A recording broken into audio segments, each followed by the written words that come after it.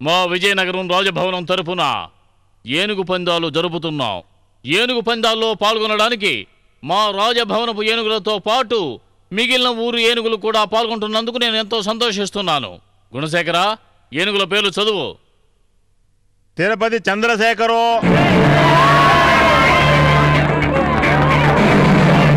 చిత్తూరు నీలకంఠుడు,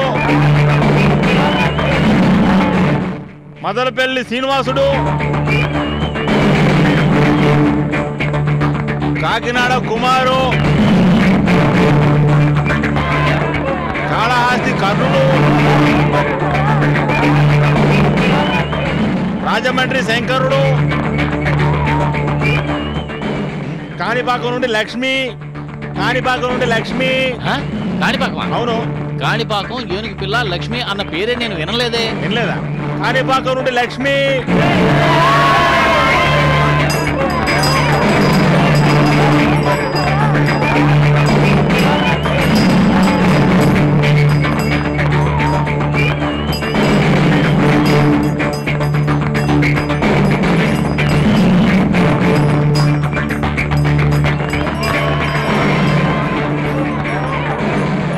అదే మా విజయనగరం ఏనుగుతో పోటీ పడడానికి ఒక ఏనుగు పిల్లని తీసుకొచ్చావా? బాగుంది. అది కూడా ఆడ ఏనుగుని తీసుకొచ్చి జయించాలనుకుంటున్నావా? అక్కడ చూడు, విజయనగరం ఏనుగులు ఎంత విజయ గర్వంతో నిలబడి ఉన్నాయో. ఈ ఏనుగులతో పోటీ పడి ఇంతవరకు ఏ ఏనుగులు గెలిచింది లేదు. గెలిస్తే మరు నిమిషమే ఈ మహారాజు గుండు కొట్టించుకుని సున్నం పొట్లు పెట్టించుకుంటాడు. అయితే మన ఊరి బార్బర్కి పని తగిలింది రోయ్, తీసుకొద్దామా? ఊరుకోరా. ఏంటి పోటీలో పాల్గొనకుండా పారిపోదాం అనుకుంటున్నావా? లేదు మహారాజా, పారిపోవడం అనేది నా చరిత్రలోనే లేదు. ఓహో, అయితే నీకు నాకు మధ్య ఒక పందెం పెట్టుకుందాం, ఒప్పుకుంటావా? ఒప్పుకుంటాను. మీ ఏనుగులతో పోటీపడి నా లక్ష్మి ఓడిపోయిందంటే ఇక్కడికి వచ్చిన ప్రజలందరి సాక్షిగా చెప్తున్నాను, నా ప్రాణానికి ప్రాణమైన లక్ష్మిని మీరే తీసుకోండి. నాకు తెలుసు, ఇది నా పర్సనల్ విషయం. పోటీకి మేము రెడీ, మీరు రెడీయా? నేను రెడీ. నేను గెలిచానంటే? గెలిస్తే ఇక్కడ ఉన్న రాజభవన్ ఏనుగులో ఏదో ఒకటి నువ్వు తీసుకో. వద్దయ్యా, నువ్వు ఏది అడిగితే అది నేను ఇస్తాను. ప్రమాణం చేస్తా. విజయనగరం రాజు మాటకు తిరుగులేదు.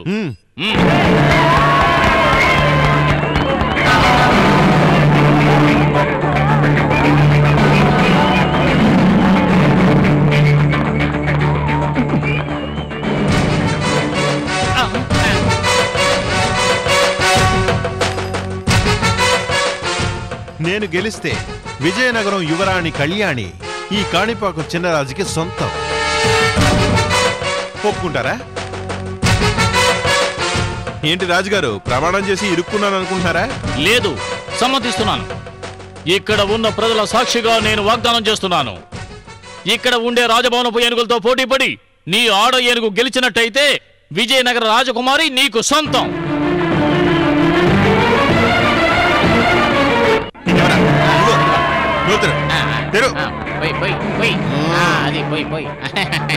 ఇంకొచ్చుదా?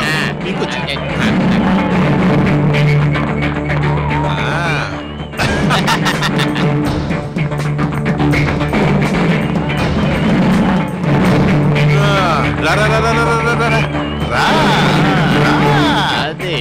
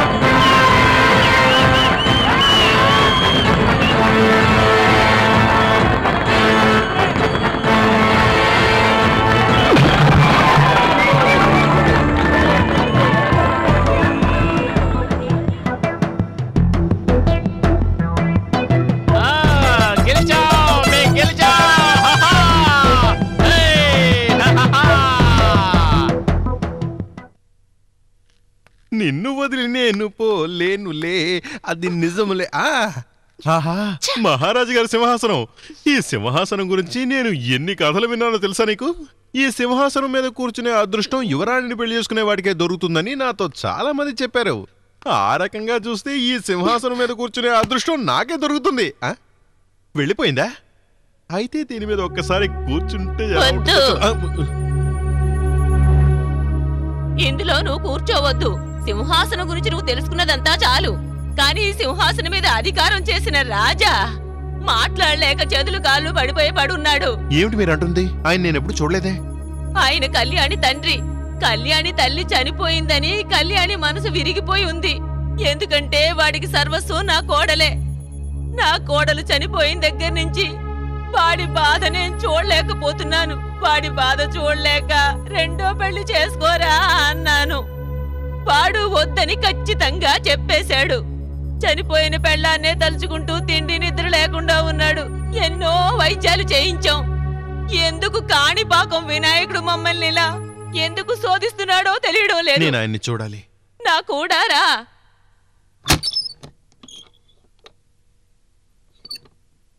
అలా చూడు.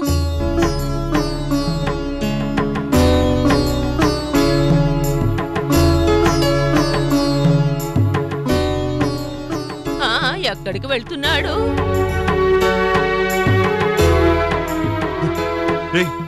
అటు చూడు, మనం దేవుడి నగలు తాకట్టు పెట్టి నీ దగ్గరే.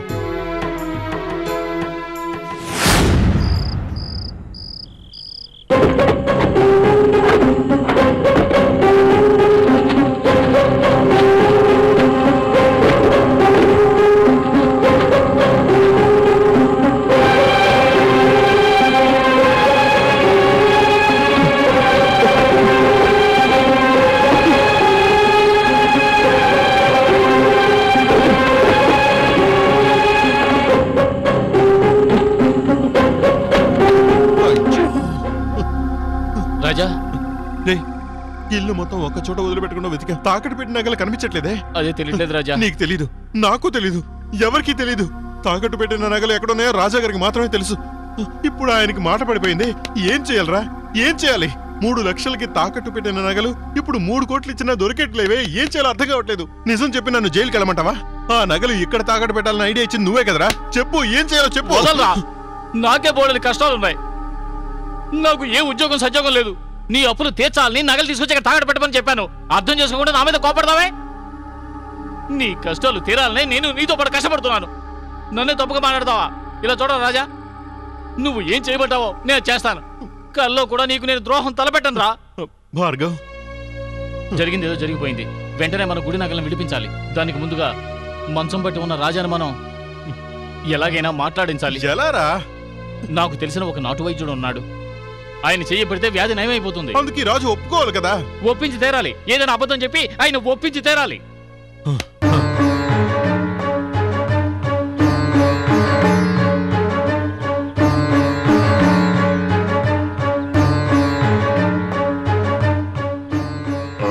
ఇంతలో ఏదో లోపం ఉన్నట్టుగా ఉంది. ఏమక్కర్లేదు, త్వరగా నయం చేయొచ్చు. నేను చెప్పిన ఆయుర్వేద మందులు తీసుకొచ్చిన తల మీద రుద్దారంటే త్వరలోనే నయం అయిపోతుంది. నేను రాసిచ్చిన మందుని మీరు త్వరగా తీసుకురండి.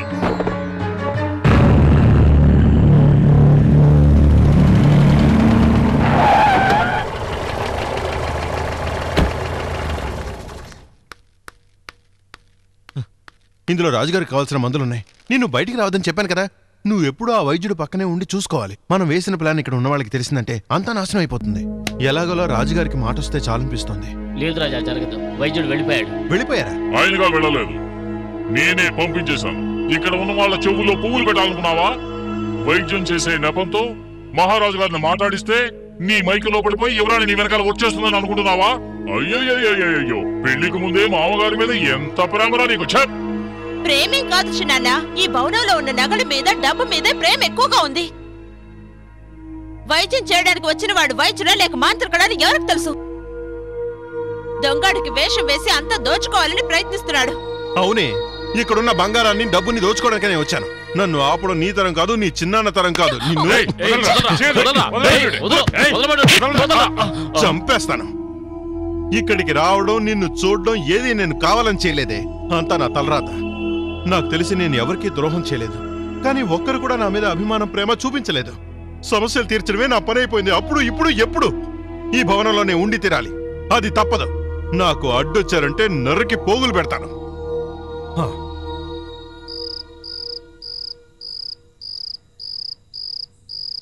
6 రోజులు ప్రపంచాన్ని సృష్టించే పనిలో నిమగ్నమై ఉండి సండే మాత్రం విశ్రాంతి తీసుకుంటాడని క్రిస్టియన్స్ నమ్మకం. అందుకే సండేని సెలవు రోజుగా పరిగణించి సండే రోజు చర్చ్లో ప్రార్థనలు చేస్తారు.